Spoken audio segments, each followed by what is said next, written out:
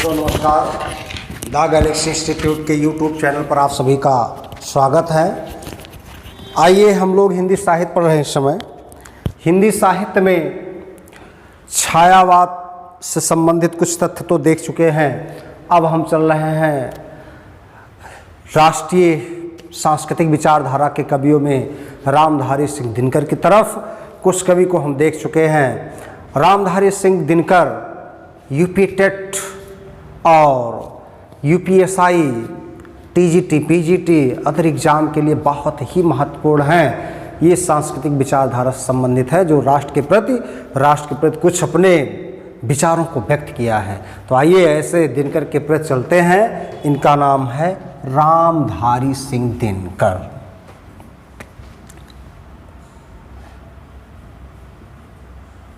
रामधारी सिंह दिनकर।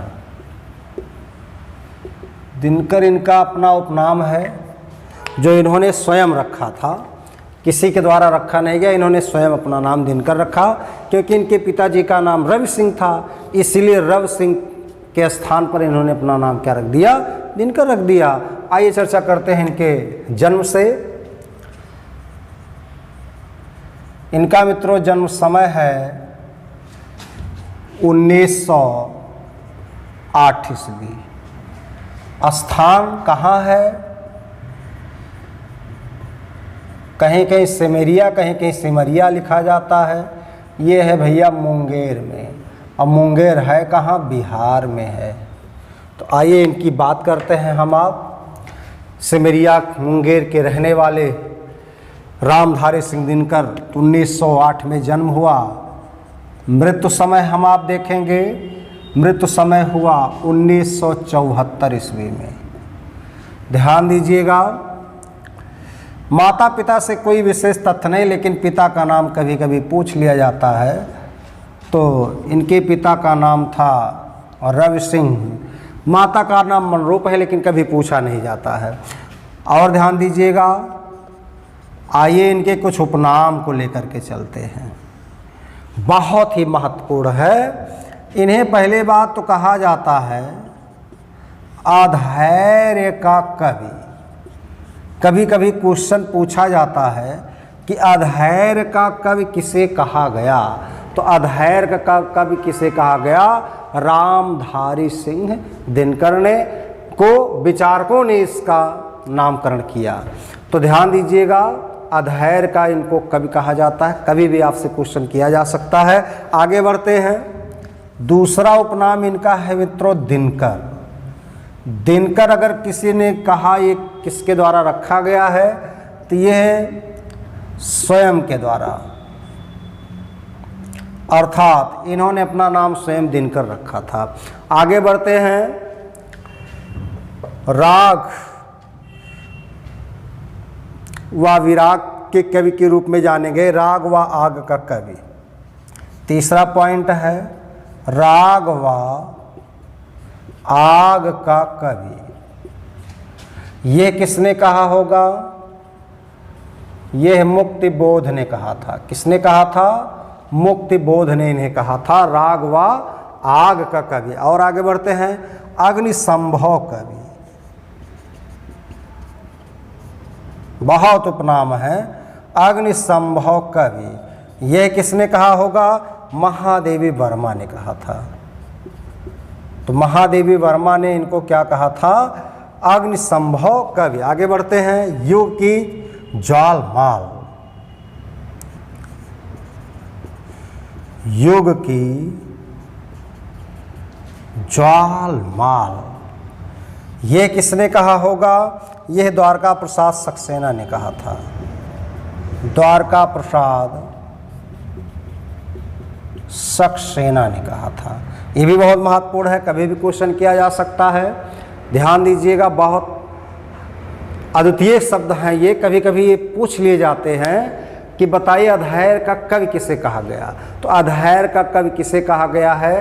रामधारी सिंह दिनकर को कहा गया है। दिनकर इन्हों कहा गया, लेकिन दिनकर ये अपना स्वयं नाम रखे थे अपने पिताजी के नाम के आधार पर।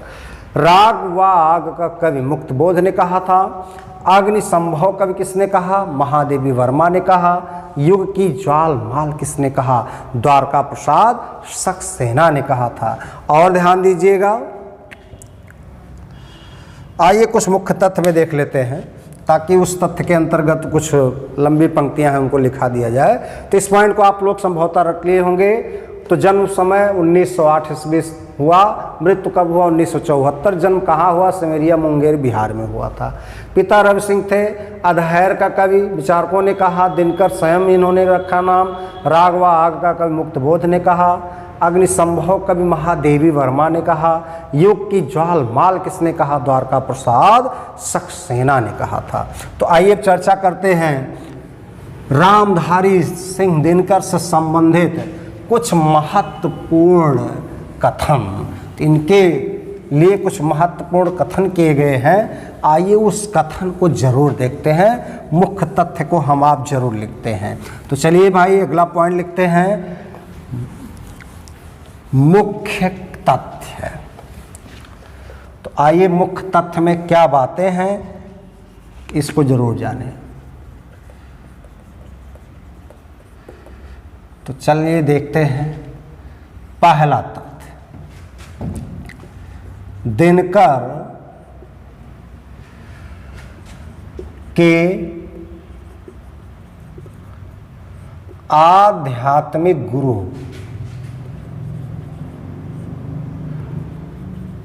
रामकृष्ण परमहंस थे। कभी भी पूछा जा सकता है मित्रों, इनके आध्यात्मिक गुरु कौन थे? तो राम कृष्ण परमहंस थे इनके आध्यात्मिक गुरु। और ध्यान दीजिएगा, दिनकर के काव्य गुरु, यहाँ से लिख देते हैं, दिनकर के काव्य गुरु ये आचार्य महावीर प्रसाद द्विवेदी थे। इस पॉइंट को जरूर याद रखिएगा। तीसरा पॉइंट है आपका, दिनकर मैथिली शरण गुप्त के सामने, मैथिली शरण गुप्त के सामने स्वयं को महाज डिप्टी राष्ट्र कवि, ध्यान दीजिएगा इस पॉइंट को, महाज डिप्टी राष्ट्र कवि कहा करते थे।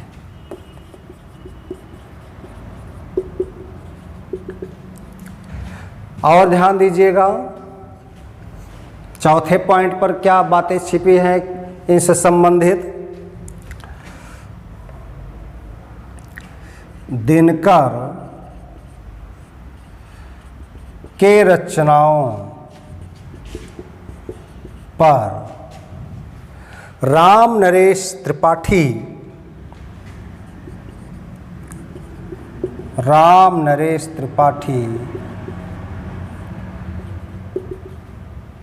के पथिक तथा मैथिली शरण गुप्त की रचना भारत भारती का विशेष प्रभाव रहा।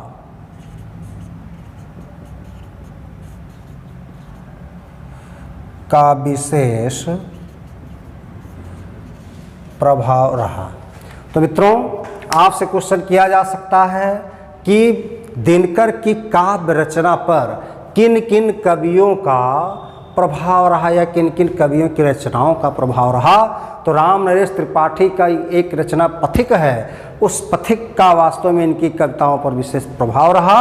और मैथिली शरण गुप्त की रचना भारत भारती का भी विशेष प्रकार का प्रभाव रहा। यहाँ से क्वेश्चन किया जा सकता है। आइए अगले पॉइंट की ओर चलते हैं जहाँ से क्वेश्चन और भी पूछा जा सकता है इनके लिए। चलिए देखते हैं पॉइंट के रूप में, यहाँ पर लिख सकते हैं, चलिए मिटा देते हैं। तो मित्रों अगर पूछा जाए मुख्य तथ्य में इनके आध्यात्मिक गुरु कौन थे, तो रामकृष्ण परमहंस थे। और कोई पूछ लिया जाए किसी के द्वारा कि बताइए इनके काव्य गुरु कौन थे, इनके काव्य गुरु थे महावीर प्रसाद द्विवेदी। पूछा जा सकता है जब ये मैथिली शरण गुप्त के सामने दिखते थे तो अपने आप को क्या कहते थे, महज डिप्टी राष्ट्र कवि, तो अर्थात उनसे छोटे राष्ट्र कवि के रूप में थे। तो चलिए अगले पॉइंट पे चलते हैं। 5वां पॉइंट रहा होगा दिनकर की प्रथम कविता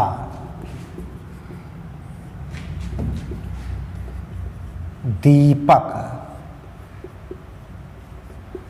1922 में लिखा गया है। तो प्रथम कविता इनकी दीपक है। कविता जब पूछेगा तब बोलिएगा भैया, जबकि इनका प्रथम काव्य संग्रह बारदोली विजय है। कौन है? बारदोली विजय, जिसकी रचना 1928 ईस्वी में हुई। तो काव्य संग्रह पूछेगा तो बारदोली विजय कहेंगे। कुछ विद्वान रेणुका को भी मान लेते हैं, लेकिन वास्तव में रेणुका की रचना जो हुई थी वो 1935 में हुई थी, लेकिन बारदोली विजय काव्य संग्रह की रचना 1928 में ही होगी, इसलिए इसी को माना गया है। और कविता जब पूछेगा तो दीपक माना जाएगा। ये भी बहुत महत्वपूर्ण कथन है आप सबके लिए। अगले पॉइंट की ओर चलेंगे।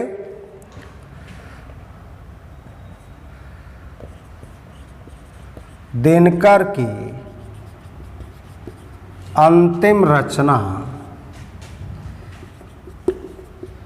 शेष निःशेष मानी जाती है। तिनकी अंतिम रचना शेष निःशेष मानी जाती है। अब ये पॉइंट बहुत साधारण रूप से आपसे पूछे जा सकते हैं। तो दिनकर की प्रथम कविता दीपक है, बल्कि प्रथम काव्य संग्रह बारदोली विजय है, और दिनकर का अंतिम जो रचना के रूप में माना गया वो क्या है? शेष निःशेष है। यह पॉइंट आपको समझना होगा। आइए चलते हैं। रामधारी सिंह दिनकर से संबंधित तो मुख्य तथ्य तो हो गए। मुख्य तथ्य में मैंने कई पॉइंट लिखा है जो आपके एग्जाम के लिए बहुत ही महत्वपूर्ण है। अब चलते हैं रामधारी सिंह दिनकर की प्रमुख रचनाएं। तो प्रमुख रचनाओं को कई भाग में हम लोग बांटेंगे, तब जा कर के इनकी रचनाएं वास्तव में आप लिख पाएंगे, समझ पाएंगे। और देखिए बहुत ही ज़्यादा इन्होंने रचना किया है। तो आइए चर्चा पर चर्चा करते हैं रामधारी सिंह दिनकर की प्रमुख रचनाएं। तो पहले तो हम लोग लिखेंगे प्रबंध काव्य। क्या लिखेंगे? प्रबंध काव्य। यहाँ ब्रैकेट में डाल दीजिएगा रचनाएं। पहले हम लिखेंगे प्रबंध काव्य, जिसमें लय तुक रस इत्यादि से युक्त रचना हो और महाकाव्य खंड काव्य से भरा पड़ा हो, प्रबंध काव्य का रूप ले लिया जाता है। आइए देखते हैं। प्राण भंग, अगर कोई पूछे इनका पहला प्रबंध काव्य या खंड काव्य क्या है, तो इसका नाम क्या होगा? प्रणभंग होगा। तो यह वीरों क्या है? यह एक खंड काव्य है। क्या है? खंड काव्य है। कभी भी आपसे क्वेश्चन किया जा सकता है इसकी रचना कब हुई थी, तो इसकी रचना हुई थी 1929 ईस्वी में। और दूसरा चलते हैं, दूसरे पॉइंट पर क्या है? कुरुक्षेत्र। कुरुक्षेत्र भी एक खंड काव्य के रूप में जाना गया है, इसे भी आप खंड काव्य कर सकते हैं। इसकी रचना कब हुई थी? 1946 में। और अगली रचना की बात की जाती है, इसका नाम है रश्मिरथी। इसकी रचना कब हुई? 1952 ईस्वी में। और अंतिम जो प्रबंध काव्य के रूप में जाना गया है उसे करेंगे उर्वशी। इसकी रचना कब हुई? 61 में, 1961 ईस्वी में। और ये है क्या? यह एक गीत नाट्य है। पूछा जा सकता आप सबसे गीत नाट्य के रूप में। तो ध्यान दीजिएगा, प्रणभंग, कुरुक्षेत्र, रश्मिरथी और उर्वशी, यहाँ से क्वेश्चन बनता है। देखिए अभी और भी हैं रचनाएं जिसमें हुंकार इत्यादि रखा गया, सामरिथी इत्यादि रखा गया, लेकिन अभी वो नहीं देखेंगे। अभी यही देखेंगे प्रबंध काव्य में कौन कौन रचनाएं आती हैं। तो प्रणभंग, कुरुक्षेत्र, रश्मिरथी और उर्वशी आती है। इस पॉइंट को आप बेहतर तैयार कर लीजिएगा, कभी भी आपसे क्वेश्चन यहाँ से किया जा सकता है। अब ध्यान दीजिएगा, इन रचनाओं की मैं थोड़ी थोड़ी व्याख्या करा दे रहा हूँ। ध्यान दीजिए, पहला लिख देते हैं प्रणभंग।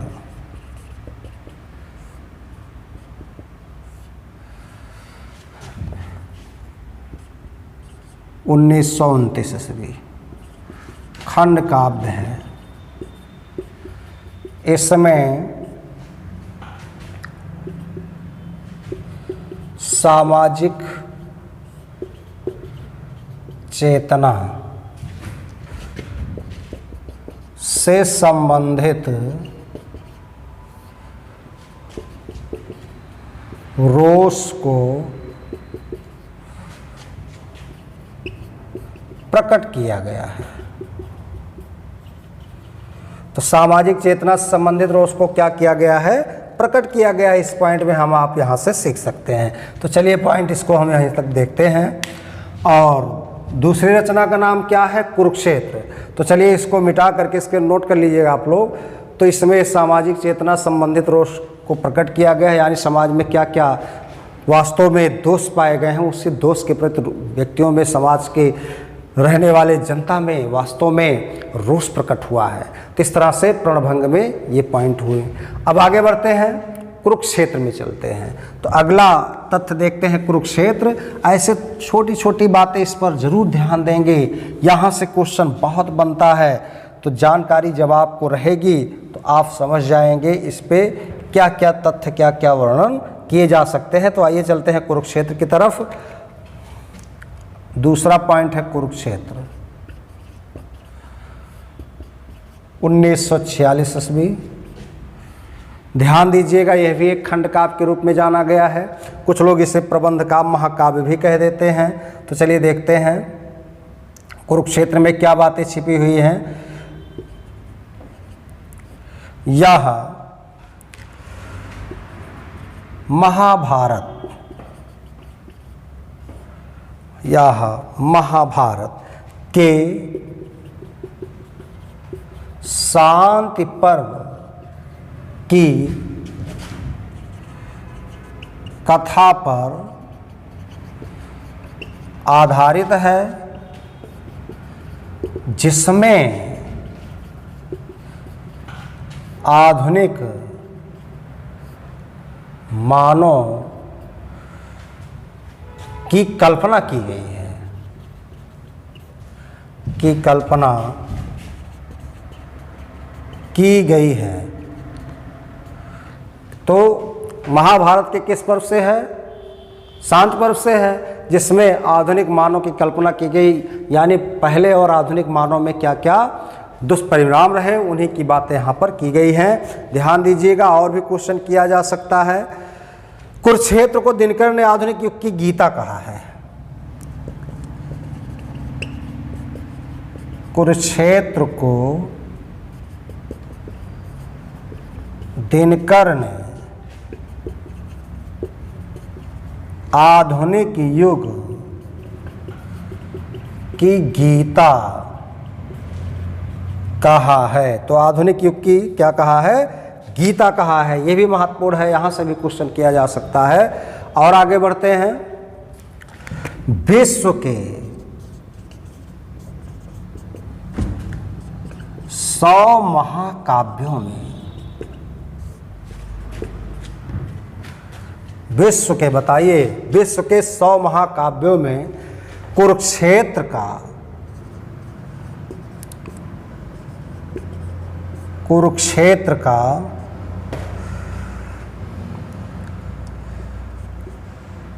74वां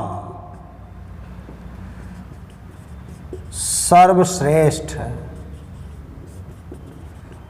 स्थान है। ये भी बहुत महत्वपूर्ण है। क्वेश्चन किया जा सकता है कि कुरुक्षेत्र 1946 में लिखा गया या महाभारत के शांत पर्व की कथा पर आधारित, जिसमें आधुनिक मानव की कल्पना की गई है। लेकिन कुरुक्षेत्र को दिनकर ने क्या कहा था यह है आधुनिक युग की क्या है, गीता है। ये भी बहुत महत्वपूर्ण है पॉइंट। आधुनिक युग की गीता दिनकर ने किस रचना को माना है, तो कुरुक्षेत्र को माना है। अब ध्यान दीजिएगा, कुरुक्षेत्र में और कुछ बातें छिपी है। 100 महाकाव्यों में कुरुक्षेत्र का स्थान, वो भी विश्व स्तर पर 100 महाकाव्यों में कुरुक्षेत्र का स्थान चौथा है, 74वां स्थान है। ये भी बहुत महत्वपूर्ण बिंदु है। तो ये रहे आपके कुरुक्षेत्र से संबंधित कुछ तथ्य। अब आइए चर्चा करते हैं अगले तथ्य की ओर, रश्मिरथी की ओर। तो पॉइंट को नोट करते रहिएगा। कुछ सूक्ष्म जो तथ्य हैं, व्याख्या हैं, इनसे भी क्वेश्चन एग्जाम में पूछे जाते हैं। तो हम आप जब चर्चा करेंगे, परिचर्चा करेंगे, तो इनको भी साथ साथ कल्पना के तौर पर लिखा करेंगे। तो कहने का तात्पर्य ये है कि किन किन रचनाओं में क्या क्या महत्वपूर्ण बिंदु हैं, इस बिंदु को हम लोग जरूर लिखेंगे, इससे भूलना नहीं है। और ध्यान दीजिएगा, कुरुक्षेत्र में एक बातें जरूर लिख दीजिएगा, इसमें 7 सर्ग हैं। तो कुरुक्षेत्र में कितने सर्ग हैं? 7 सर्ग हैं। कभी कभी क्वेश्चन पूछ लिया जाता है इसमें कुल कितने सर्ग हैं? इसमें 7 सर्ग हैं। आइए अगले खंड काव्य की ओर चलते हैं, रश्मिरथी। ये भी अपने आप में बहुत महत्वपूर्ण है, रश्मिरथी। तो आइए चर्चा करते हैं रश्मिरथी की ओर। चलिए देखते हैं रश्मिरथी में क्या बातें छिपी हैं। आइए, ये भी एक खंड काव्य है, रश्मिरथी। तीसरा पॉइंट देखते हैं, रश्मिरथी। इसकी रचना 1952 ईस्वी में की गई। यह भी एक खंड काव्य है, यह भी एक खंड काव्य है जिसमें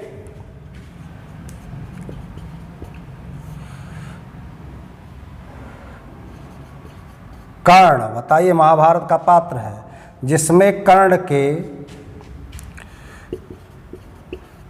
दान वीरता, जिसमें कर्ण के दान वीरता व मानवतावाद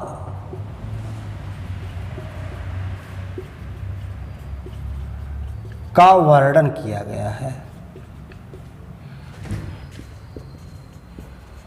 ये भी क्वेश्चन बहुत आता है कि बताइए वह कौन सा ग्रंथ है। ये क्वेश्चन आपके एग्जाम में आ भी चुका है यूपी टेट में, कि बताइए रामधारी सिंह दिनकर की कौन सी रचना है जिसमें महाभारत के पात्र कर्ण का वर्णन है। तो कर्ण का वर्णन किसमें हुआ है? रश्मिरथी में। इसके कर्ण के दानवीरता व मानवतावाद का वर्णन हुआ है। वास्तव में महाभारत के पात्र में आपने देखा होगा, चाहे जिस ओर कर्ण रहा, सबसे शक्तिशाली, सबसे प्रतापी रूप में जाना गया है। और ये भी एक बहुत अभिन्न मान चलते हैं पात्र महाभारत का था। तो कर्ण के दान वीरता व मानवतावाद का वर्णन किसमें हुआ है? रश्मिरथी में। आगे बढ़ते हैं, उर्वशी की बात कर देते हैं। ये चारों प्रबंध काव्य, ताकि एक जगह आपको याद हो जाए और इकट्ठा आप लिख लेंगे तो आपके लिए उचित समझा जाएगा। आइए चलते हैं उर्वशी की ओर। उर्वशी में क्या बातें छिपी हैं, ध्यान दीजिएगा। चलिए देखते हैं। चौथी रचना है उर्वशी, 1961 ईस्वी में लिखा गया। यह एक है क्या? यह एक गीत नाट्य है। क्या है मित्रों? गीत नाट्य, जिसमें नाटक के माध्यम से गीत का भी थोड़ा वर्णन मिले। अब ध्यान दीजिएगा और क्या बातें छिपी हैं, ध्यान दीजिएगा। इसमें उर्वशी को नारी का प्रतीक या सनातन नारी का प्रतीक को सनातन नारी का प्रतीक तथा पुररवा को सनातन पुरुष का प्रतीक माना गया है। तो मित्रों, कभी भी क्वेश्चन किया जा सकता है रश्मिरथी से, कुरुक्षेत्र से, प्रणभंग से, उर्वशी से जानकारी आपको होनी चाहिए। इसमें वास्तव में पुररवा और उर्वशी की प्रेम कहानी का वर्णन तो है ही, लेकिन साथ साथ पूछा जा सकता कौन किसका प्रतीक है। तो सनातन नारी का प्रतीक उर्वशी है और सनातन पुरुष का प्रतीक कौन है? पुररवा है। और ध्यान दीजिएगा, इन्हीं दोनों के प्रेम गाथा का इसमें वर्णन है। इन्हीं दोनों के प्रेम गाथा का इसमें क्या है? वर्णन है। और ध्यान दीजिएगा, उर्वशी में कुल 5 अंक हैं। कितने अंक हैं वीरों? क्योंकि कोई गीत नाट्य इत्यादि होता है जो अंकों में लिख दिया जाता है, इसमें कुल कितने हैं? कुल 5 अंक हैं। और भी कुछ तथ्य हैं, आइए उर्वशी से और लिखा देते हैं पॉइंट के रूप में। ध्यान रहे, कभी भी क्वेश्चन किया जा सकता है उर्वशी से। तो आइए चर्चा कर देते हैं। उर्वशी के लिए परीक्षा उपयोगी प्रश्न बहुत ज़्यादा बनते हैं। तो आइए बात और कर लेते हैं उर्वशी से संबंधित तथ्यों को लेकर के। उर्वशी पर आपने सुना भी होगा, पढ़ा भी होगा कि भारतीय ज्ञानपीठ पुरस्कार जो हिंदी साहित्य का सबसे महत्व सर्वोत्तम पुरस्कार माना गया है, तो भारतीय ज्ञानपीठ पुरस्कार भी मिला था। तो आइए चर्चा कर देते हैं उर्वशी के बारे में। ध्यान दीजिएगा, दिनकर ने उर्वशी को कामाध्यात्मा, काम के आध्यात्मा कहा है, कामाध्यात्मा कहा था। आ सकता है कि दिनकर ने कामाध्यात्मा किस रचना को कहा था? तो किसे कहा था? उर्वशी रचना को कहा था। आगे बढ़ते हैं, बहुत महत्वपूर्ण है ये, तो बहुत ही महत्वपूर्ण है। 1972 ईस्वी में दिनकर को उर्वशी रचना पर भारतीय ज्ञानपीठ पुरस्कार, बहुत महत्वपूर्ण, भारतीय ज्ञानपीठ पुरस्कार मिला था। तो भारतीय ज्ञानपीठ पुरस्कार आप विभिन्न प्रकार के कवियों द्वारा हिंदी के क्षेत्र में तो पंत को सबसे पहले मिला था 1968 ईस्वी में, और आपने पढ़ा होगा महादेवी वर्मा के बारे में, यहाँ पर मिला था 82 में। और ध्यान दीजिएगा 1972 ईस्वी में उर्वशी रचना पर भारतीय ज्ञानपीठ पुरस्कार किसे मिला था? दिनकर को भी मिला। ये भी आपके लिए बहुत ही महत्वपूर्ण है, जहाँ से क्वेश्चन किया जा सकता है। देखिए, जितने क्वेश्चन आपके बनते हैं रचना के दौर में कोई उपाधि, कोई पुरस्कार मिला हो, ये परीक्षा के लिए बहुत ही सुदृढ़ बनाए जाते हैं। तो अगर भारतीय ज्ञानपीठ पुरस्कार मिला है उर्वशी पर, तो ये रचना मान चलिए बहुत ही महत्वपूर्ण है। यह एक गीत नाट्य है, इसमें पुररवा और उर्वशी की प्रेम कहानी का वर्णन है। इसे दिनकर ने अपने मुखार बिंदुओं से कहा है कि यह कामाध्यात्म है। तो कहने का तात्पर्य यहाँ से भी क्वेश्चन किया जाता है। 1972 ईस्वी में भारतीय ज्ञानपीठ पुरस्कार मिला था, किस पर? उर्वशी पर। क्वेश्चन आता है कि दिनकर की ऐसी कौन सी रचना है जो गीत नाट्य है?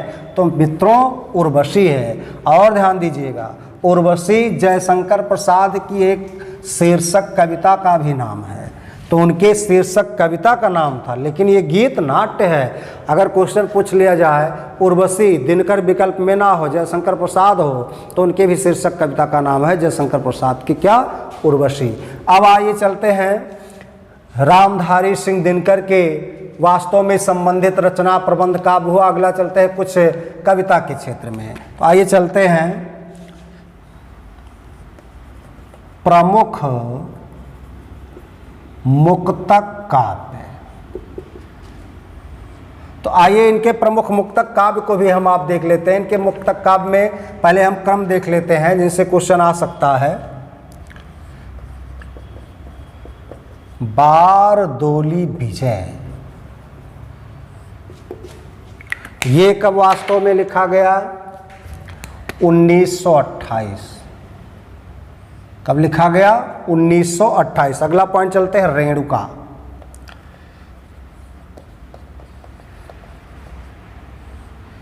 रेणुका कब लिखा गया, 1935 ईस्वी। कब लिखा गया, 1935। अगले चलते हैं हुंकार। देखिए सब क्रम से पूछे जा सकते हैं।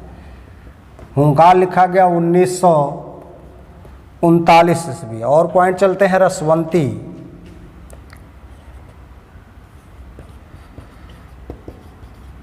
ये कब लिखा गया, ये 1940 ईस्वी में।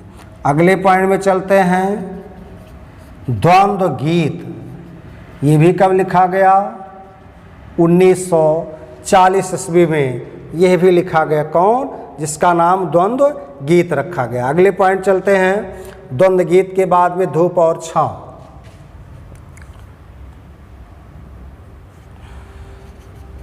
चाहे धूप छांव लिख दीजिए।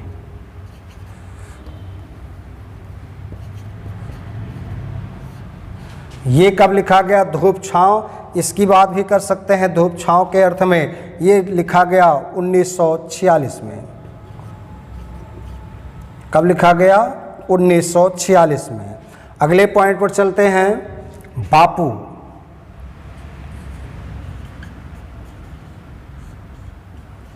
ये 1947 ईस्वी में लिखा गया।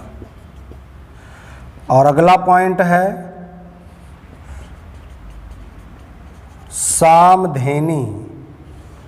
ये भी लिखा गया 1947 ईस्वी में। देखिए जो मेन रचना है उसको जरूर हम लोग लिखेंगे और क्रम से थोड़ा लिख लेंगे, क्योंकि आपके कभी कभी टीजीटी पीजीटी के अलावा यूपीएसआई इत्यादि में भी दे देते हैं क्रम कि इनकी रचनाओं का थोड़ा क्रम बताइए। अभी थोड़ा समझा दिया जाएगा, क्रम एकाएक बैठ जाएगा। आगे बढ़ते हैं। अगली रचना है दिल्ली। ये सब क्वेश्चन बहुत पूछे जाते हैं। 1954 ईस्वी में लिखा गया।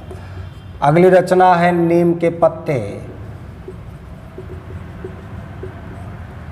ये लिखा गया 1954 ईस्वी में। कभी भी क्वेश्चन किया जा सकता है। और पॉइंट चलते हैं परशुराम की प्रतीक्षा। क्या है, परशुराम की प्रतीक्षा। ये भी क्वेश्चन आ चुका है, परशुराम की प्रतीक्षा। ये कब लिखा गया है, यहाँ देख लेते हैं 1963 में। कब लिखा गया, 1963 में। और अगला है आत्मा की आँखें।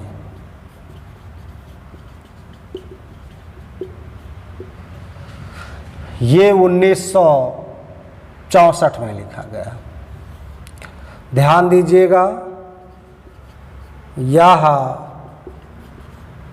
अनुदित रचना है। तो आत्मा की आंखें इनकी क्या है, एक अनुदित रचना है। यहाँ से क्वेश्चन किया जा सकता है। अब ध्यान दीजिएगा, और भी रचनाएं हैं, जैसे नील कुसुम हुआ, मिर्च का मजा हुआ, ऐसे तमाम शीर्षक कविताएं। लेकिन हमें आपको वो देखना है जो आपके एग्जाम में क्वेश्चन आते हों, बार बार पूछे जाते हों। तो बारदोली, रेणुका, हुंकार, रसवंती, द्वंद्व गीत, धूप छांव, बापू, सामधेनी और दिल्ली, नीम के पत्ते, परशुराम की प्रतीक्षा। ये सारी प्रतीक्षा है। तो परशुराम की प्रतीक्षा और आत्मा की आंखें, ये आत्मा की आंखें एक अनुदित रचना है। तो ध्यान दीजिए, बारदोली विजय। बारदोली विजय में तथ्य को अगर देखा जाए तो सरदार वल्लभ भाई पटेल ने क्या किया था, बारदोली एक आंदोलन चलाया था। उस आंदोलन में जो घटनाएं महात्मा गांधी और सरदार वल्लभ भाई पटेल से संबंधित थी वो बारदोली विजय में हो गई। और ध्यान दीजिएगा, ऐसे एक एक क्रम में जो महत्वपूर्ण बातें छिपी हैं उनको हम लोग ज़रूर देखेंगे, क्योंकि कभी कभी क्वेश्चन यहाँ से पूछ लिया जाता है। फिलहाल आपको क्रम जानना है। बारदोली विजय, रेणुका, हुंकार, रसवंती, द्वंद्व गीत, धूप छांव, बापू, श्यामधेनी, दिल्ली, नीम के पत्ते, परशुराम की प्रतीक्षा, आत्मा की आँखें, ये सारी बातें हम लोग देख चुके हैं प्रमुख मुक्तक काव्य के रूप में। इसके पहले आपने प्रणभंग इत्यादि देखा था, कुरुक्षेत्र देखा था, ध्यान दीजिएगा रसमरथी देखा था, उर्वशी देखा था। वो आपके प्रबंध काव्य की श्रेणी में जाते हैं, जो खंड काव्य और नाट्य गीत के रूप में जाने गए हैं। लेकिन ये मुक्तक काव्य के रूप में जाने गए हैं तो काव्य ही लेकिन मुक्तक काव्य हैं। तो इस तरह से बारदोली विजय हुआ, फिर रेणुका हुआ, फिर हुंकार हुआ, रसवंती हुई, द्वंद्व गीत हुआ, धूप छांव हुआ, बापू हुआ, श्यामधेनी, दिल्ली, नीम के पत्ते, परशुराम की प्रतीक्षा, आत्मा की आँखें, ये सब इनके प्रमुख मुक्तक काव्य हैं। आइए एक एक पॉइंट सभी रचनाओं में जो मेन है उनमें ज़रूर हम लोग लिखें। क्यों? क्योंकि एक एक जब पॉइंट हम लोग लिख लेंगे तो हमें आपको समझ में भी आ जाएगा कि किस रचना में क्या बातें छिपी हैं, और तब आपके मस्तिष्क पटल पर और व्यवस्थित रूप से ये तैयार हो जाएंगी रचनाएं। तो आइए चर्चा कर देते हैं पॉइंट के रूप में एक एक रचनाओं का थोड़ा थोड़ा संबंधित रूपरेखा तैयार रखेंगे तो आपके लिए बेहतर सिद्ध होगा। तो आइए चर्चा करते हैं पॉइंट के रूप में। पहली रचना का नाम इसमें रहा बारदोली विजय। जो मेन है उसको जरूर देखेंगे। बारदोली विजय 1928 ईस्वी में। ध्यान दीजिएगा, लिखा दे रहे हैं इसे में। इसमें महात्मा गांधी के व्यक्तित्व का परिचय व सरदार पटेल के द्वारा बारदोली सत्याग्रह में किए गए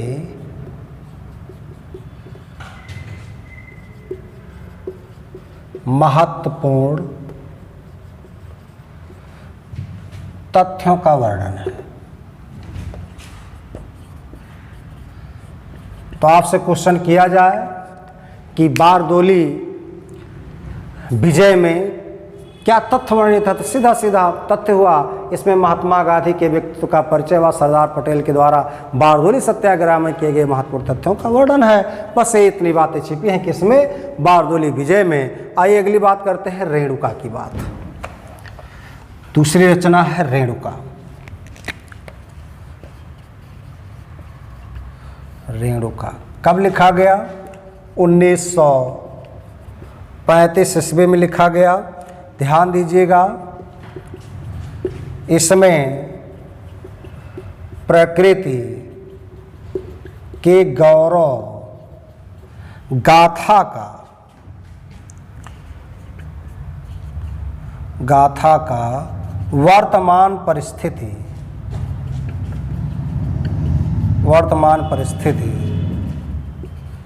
के रूप में प्रस्तुत किया गया है। यही बातें हैं किसमें? रेणुका में। और कोई विशेष बातें इसमें नहीं लिखनी है आपको। आगे बढ़ते हैं, अगली रचना की बात कर लेते हैं।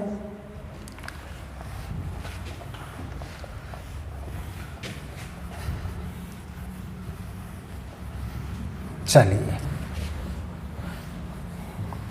हुंकार लिखते हैं। जब भी कहीं वास्तव में आपके विरुद्ध कार्य होता है तो मन में एक प्रकार का क्रोध उत्पन्न होता है, और क्रोध जब उत्पन्न होता है व्यक्ति अपने मन को वास्तव में रोक नहीं पाता है, किसी भी अन्याय को न्याय में बदलने के लिए प्रेरित होता है।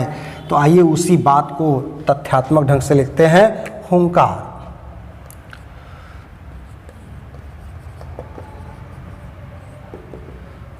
(1939) इसमें वर्तमान परिस्थिति के दुर्दशा को देखकर अंतः चेतना में उत्पन्न क्रोध का वर्णन हुआ है। क्रोध का वर्णन हुआ है। ये भी महत्वपूर्ण शब्द है, कभी भी क्वेश्चन यहाँ से किया जाता है। ध्यान दे दिएगा, एक पॉइंट और है इसमें हुंकार में। डॉक्टर बच्चन सिंह ने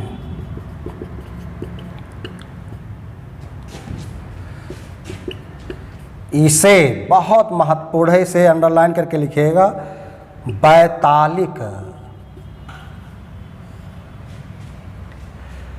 का जागरण गान कहा है।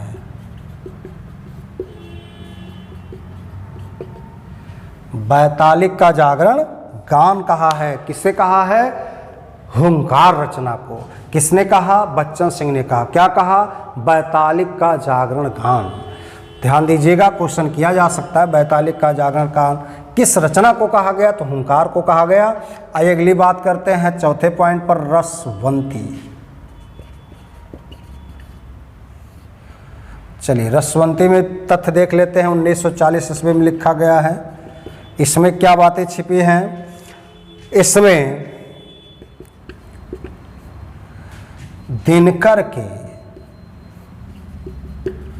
दिनकर के वास्तविक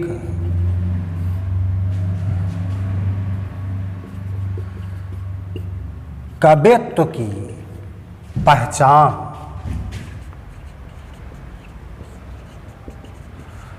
पहचान होती है। और ध्यान दीजिएगा, तथा जिसमें प्राकृतिक सौंदर्य का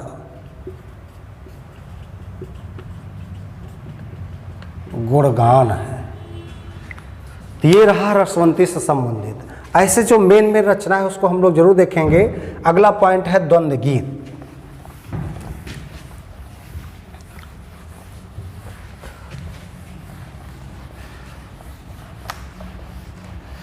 आइए द्वंद्व गीत की बात करते हैं।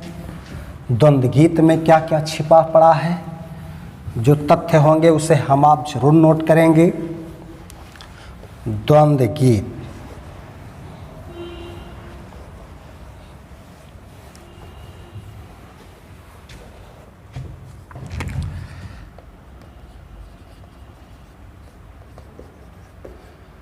इसकी भी रचना 1940 ईस्वी में ही है। द्वंद्व गीत, इसमें भी क्रांतिकारी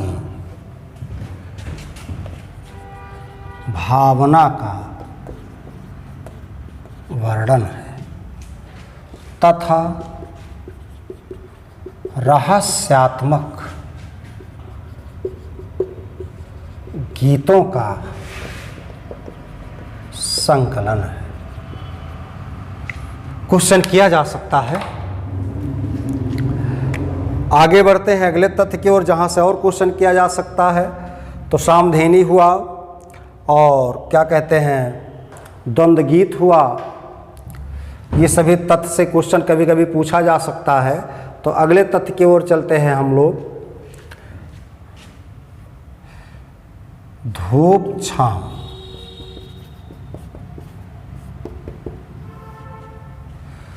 चलिए इस रचना की बात करते हैं। यह काव्य रचना बालोपयोगी है।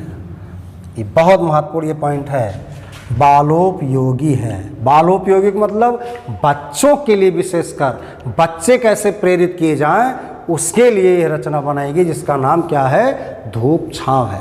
यहाँ से भी क्वेश्चन कभी कभी किया जाता है। आगे बढ़ते हैं, सामधेनी 1947 ईस्वी में लिखा गया। इसमें सामाजिक चेतना व राष्ट्र प्रेम से संबंधित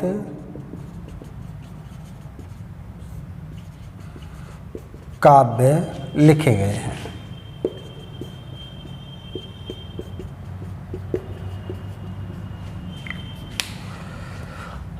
और ध्यान दीजिएगा, अगली रचना का नाम है बापू। आइए यहाँ से भी थोड़ी बात कर लेते हैं बापू से।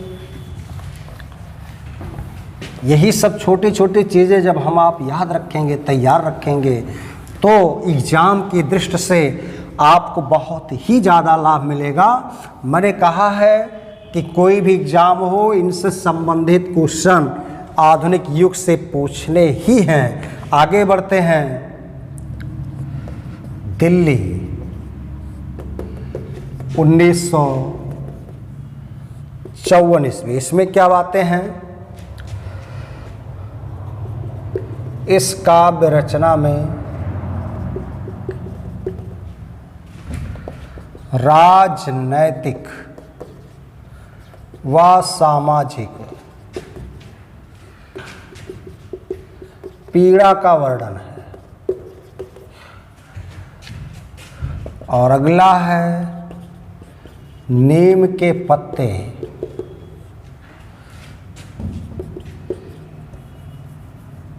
उन्नीस 1954 में ये भी है। इस समय भी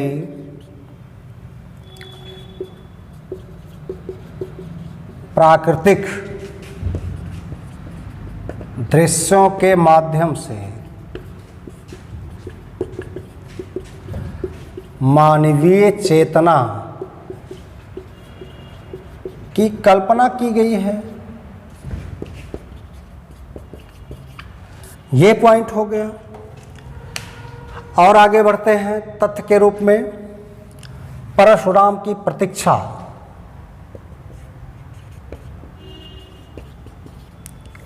परशुराम की प्रतीक्षा 1963 ईस्वी में। इसमें क्या बातें हैं, इस काव्य में भारतवर्ष के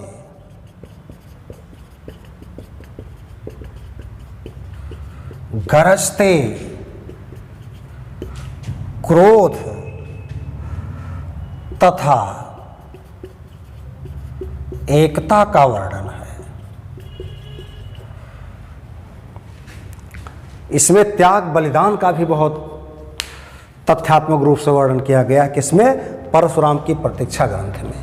आइए अंतिम चलते हैं, आत्मा की आंखें।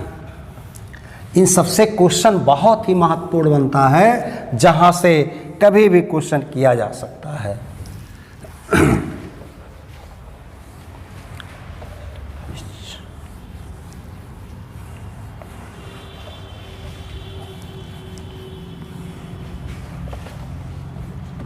आत्मा की आंखें।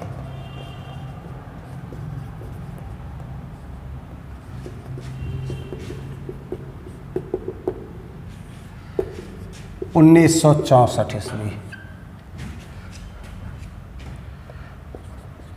यह एक अनुदित काव्य रचना है। कैसी काव्य रचना है, अनुदित काव्य रचना है। अनुदित माने जो अनुवाद किया गया है, जो D.H. लॉरेंस कि अंग्रेजी कविता का हिंदी अनुवाद है। तो मित्रों, इस तरह से जो मेन पॉइंट है जहाँ से क्वेश्चन आ सकता है, मैं इस बिंदु को लिखा जरूर दे रहा हूँ, इसे आप लोग कंठस्थ अवश्य कर लीजिएगा, क्योंकि परीक्षा में पूछने योग्य है, पूछा जा सकता है।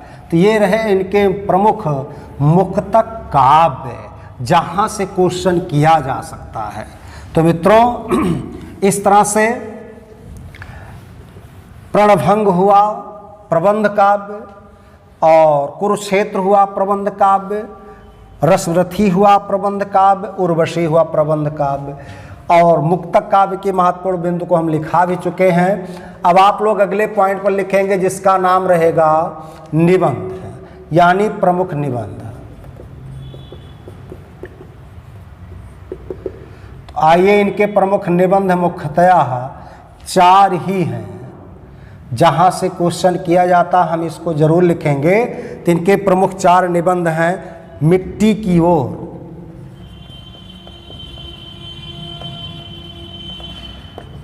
ये लिखा गया 1946 ईस्वी में, बहुत महत्वपूर्ण है मित्रों, क्वेश्चन बहुत बनता है। मिट्टी की ओर, ये रामधारी सिंह दिनकर का क्या है, ये एक निबंध ग्रंथ है। कब लिखा गया? 1946 में लिखा गया। आगे बढ़ते हैं, लिखते हैं अर्धनारीश्वर। ये एक तो क्वेश्चन कई बार आ चुका है, ये लिखा गया 1953 ईस्वी में, ये क्वेश्चन कई बार लिखा जा चुका है। अगला रेती के फूल 1954 ईस्वी में, और अंतिम है जो मेन है उसे लिखा दे रहे हैं, बेरवल है।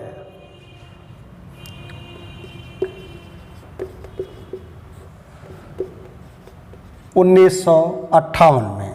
ध्यान दीजिएगा, वट पीपल भी है, ऐसे तमाम इनके और निबंध हैं, लेकिन जो क्वेश्चन आता है वो सबसे ज़्यादा क्वेश्चन मिट्टी की ओर, अर्धनारीश्वर, रेती के फूल, यही सबसे ज़्यादा एग्जाम में आते हैं। आपने देखा भी होगा, रेती के फूल, अर्धनारीश्वर, मिट्टी की ओर, सबसे ज़्यादा यही आते हैं तो और भी रचनाएं लगभग इनके 9-10 निबंध हैं, लेकिन उससे कोई मतलब नहीं है। जिनसे क्वेश्चन आता है हम आप उसी को ध्यान देंगे और उसी का वास्तव में अध्ययन करेंगे।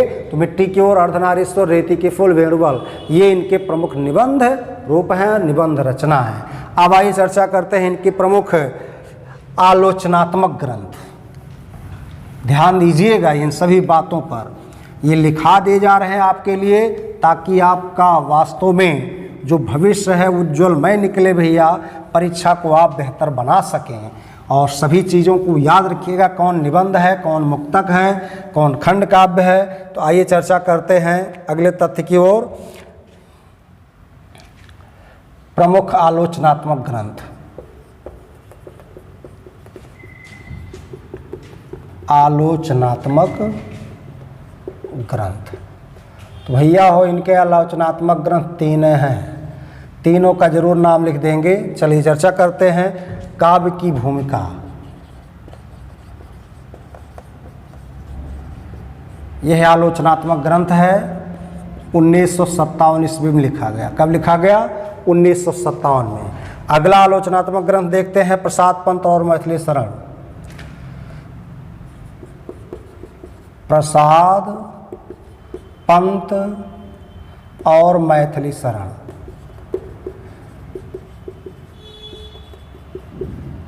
ये कब लिखा गया?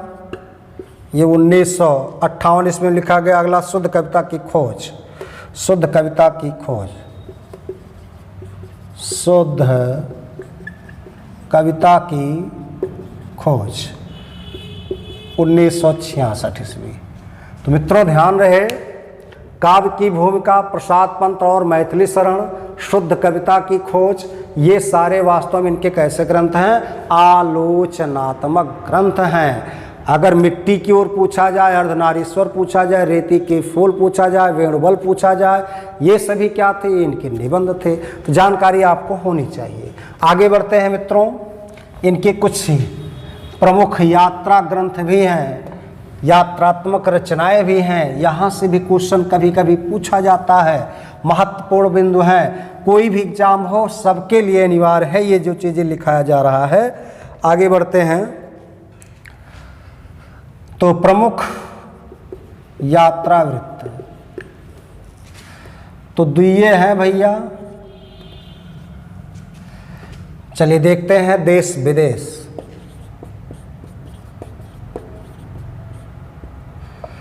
देश और विदेश दोनों समास भी है इसमें।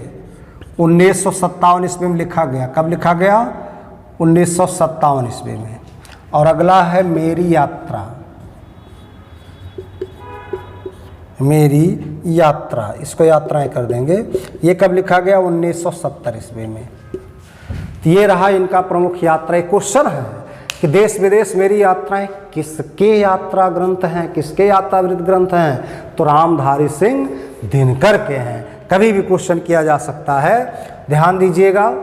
आगे बढ़ते हैं। इनके कुछ सांस्कृतिक ग्रंथ भी माने गए हैं जो वास्तव में महत्वपूर्ण तथ्य रखते हैं। तो देख लिया जाए संस्कृत विषयक ग्रंथ जो बने हैं वो कौन कौन है, आइए चर्चा कर देते हैं। संस्कृत माने सभ्यता विषयक ग्रंथ जो मेन है हम उसको जरूर देखेंगे, बहुत ही महत्वपूर्ण है। क्वेश्चन यही सबसे ज़्यादा है जहाँ से क्वेश्चन किया जा सकता है। ये है क्या? संस्कृत के 4 अध्याय, बहुत महत्वपूर्ण है मित्रों। कभी भी क्वेश्चन यहाँ से किया जा सकता है। संस्कृत के 4 अध्याय, इसकी रचना कब हुई थी? संस्कृत के 4 अध्याय 1956। ध्यान दीजिएगा। इस ग्रंथ की भूमिका, ध्यान दीजिए, बहुत महत्वपूर्ण है। भूमिका को पंडित जवाहरलाल नेहरू ने लिखा था।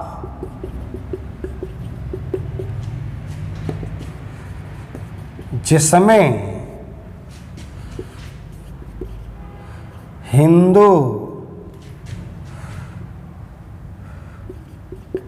इस्लाम, पारसी इत्यादि वर्गों की विशेषताओं को 4 अध्याय में बांटा गया है। तो मित्रों ये सारे पॉइंट हो गए जहां से क्वेश्चन किए जा सकते हैं। किससे? रामधारी सिंह दिनकर से। तो रामधारी सिंह दिनकर संबंधित जितने मेन पॉइंट थे, जितने मूल बिंदु थे, इस पॉइंट को हम लिखा चुके हैं। तो मित्रों इनका जन्म 1908 ईस्वी में होता है। कहाँ? सिमरिया, मुंगेर, बिहार में। 1974 में इनकी मृत्यु हो जाती है। इनको दिनकर भी कहा जाता है, दिनकर अपने आप इन्होंने नाम रखा था। अधहैर का कवि भी कहा जाता है।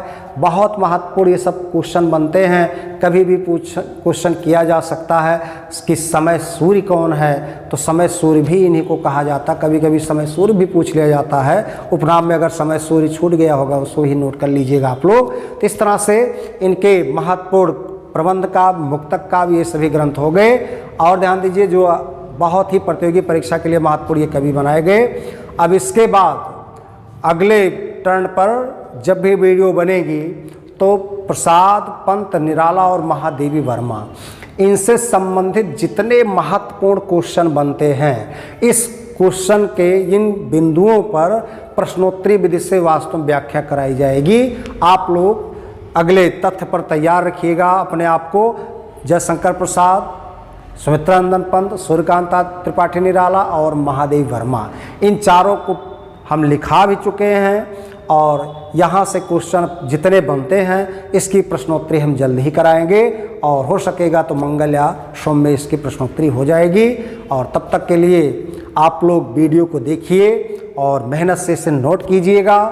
और जहाँ तक हो सके अगर वीडियो आपको पसंद आता हो तो लाइक, सब्सक्राइब, कमेंट जरूर कीजिएगा। धन्यवाद।